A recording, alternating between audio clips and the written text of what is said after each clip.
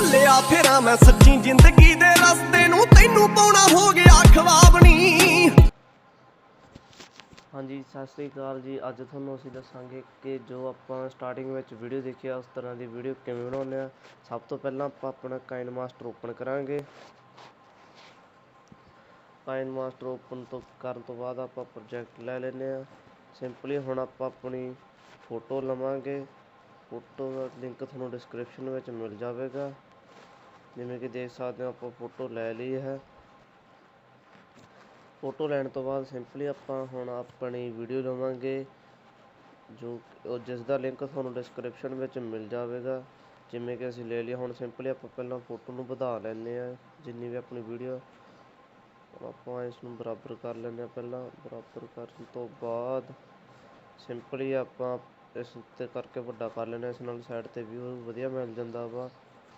ਹੁਣ ਆਪਾਂ ਆਪਣੀ ਕਰੋਮਾ ਕੀ ਔਨ ਕਰਾਂਗੇ।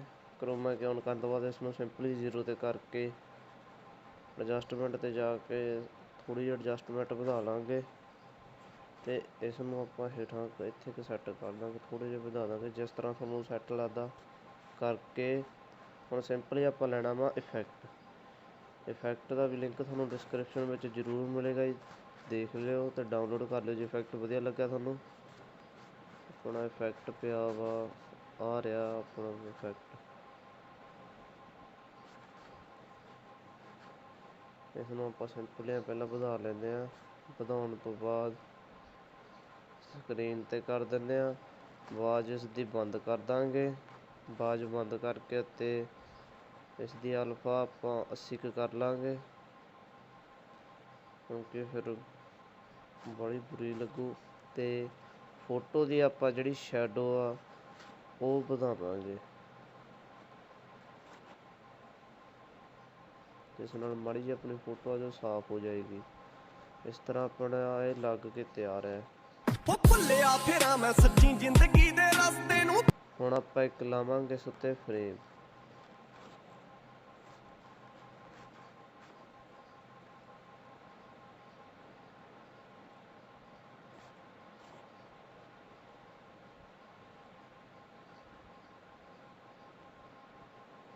ਆਹ ਵਾਲਾ ਫਰੇਮ ਲਾਵਾਂਗੇ ਇਸ ਉੱਤੇ।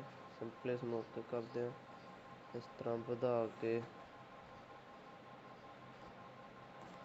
ਸਕਰੀਨ ਔਨ ਕਰਾਂਗੇ ਅਤੇ ਇਸ ਨੂੰ ਵੀ ਆਪਾਂ ਵਧਾ ਕੇ ਉਸਦੇ ਬਰਾਬਰ ਕਰ ਦਾਂਗੇ।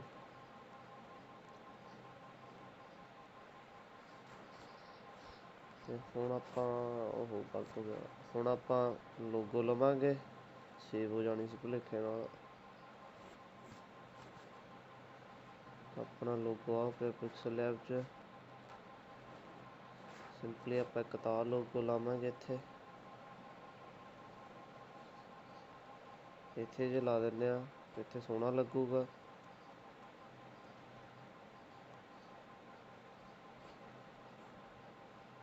ਲੋਗੋ ਆਪਣਾ ਲੱਗ ਗਿਆ ਅਤੇ ਹੁਣ ਆਪਾਂ ਲਾਵਾਂਗੇ ਇੱਕ ਆਪਣਾ ਚੱਲਣ ਫਿਰਨ ਵਾਲਾ ਲੋਗੋ ਜੋ ਕਿ ਆ ਪਿਆ ਹੈ।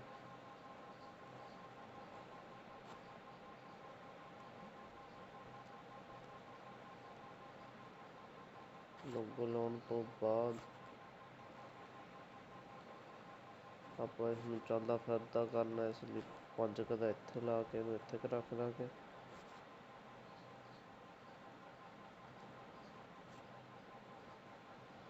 ਜਿਵੇਂ ਤੁਹਾਨੂੰ ਲੱਗਦਾ 5 ਸੈਕਿੰਡਾਂ ਦਾ ਜਿੱਧਰ ਨੂੰ ਵੀ ਤੁਸੀਂ ਇਹਨੂੰ ਘੁਮਾਉਣਾ ਚਾਹੁੰਦੇ ਹੋ ਇਸ ਤਰ੍ਹਾਂ ਤੁਸੀਂ ਘੁਮਾ ਸਕਦੇ ਹੋ।